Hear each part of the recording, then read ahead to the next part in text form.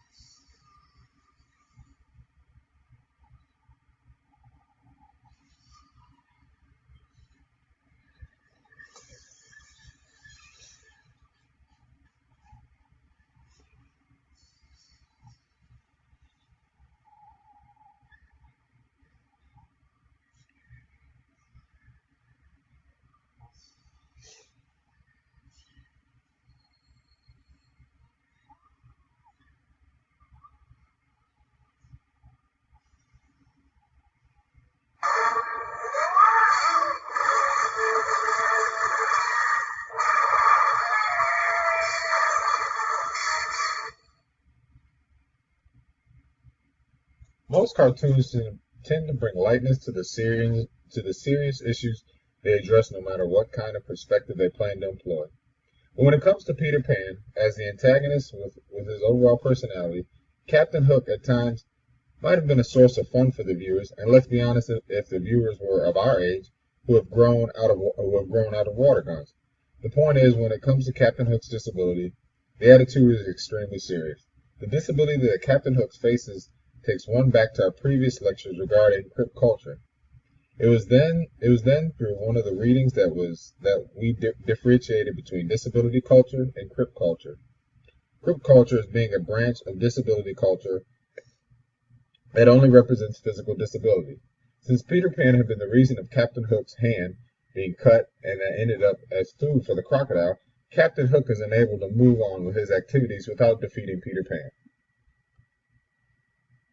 What we observe then is that the whole movie is a representation of an individual suffering from a disability and being unable to do anything other than make plans for the revenge of his hand against the perpetrator.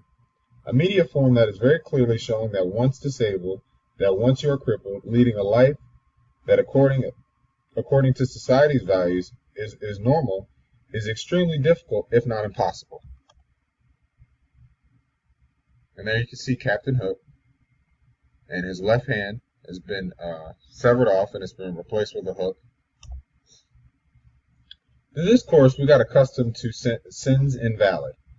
At the time we got accustomed to it, we were looking at a disability with respect to sexuality. But as Peter Pan is essentially a children's movie and has no link whatsoever between Captain Hook's disability and his sexuality, the reason I was reminded of this example was the fact how Sins Invalid strive to show the need of representation for a disabled individual in an attempt for a life of normalcy.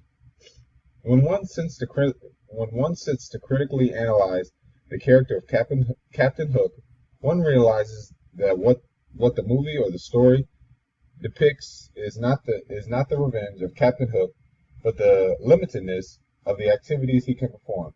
The inheritedness that he faces that constantly reminds him of the life before being handicapped. It is what he appeals, and so he continues to target Peter Pan.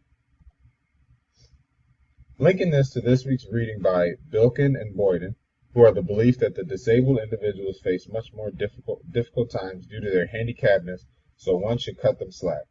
I'm not someone who would treat a disabled individual with harshness, but same goes for individuals not facing any kind of disability. That is how a human should be. If from a very young age individuals learn that characters like Captain Hook weren't able to lead their lives as they please because of a disability, so they made their main goal revenge, this would lead to individuals developing a prejudice against disabled individuals, and they consciously or unconsciously will end up treating disabled individuals differently, which could either be nicely or rudely. Every individual faces one or other kind of worry which differs in category altogether. If the worries are on a whole new scale, then how can one scale measure two individuals' worries and compare them? So if someone who is visually disabled getting special treatment compared to a person whose disability is invisible does not sound very just. Thank you for viewing my presentation. I appreciate you guys all checking it out. I hope you enjoyed it. Thank you.